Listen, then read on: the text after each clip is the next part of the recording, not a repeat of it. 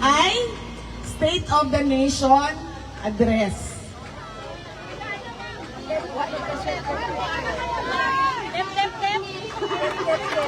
Sayang ang data.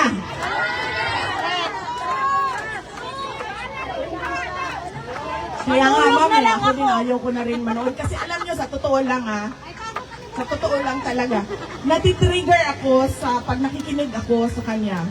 Yung, naiirita ka ba? Minsan, minsan lampas irita na siya, minsan galit na siya. Gusto mo na basagin yung screen ng cellphone mo. Kaya pareho tayo, mami. Hindi na ako manonood. Babasahin ko na lang. Huwag na rin magbasa. Kailangan natin magbasa.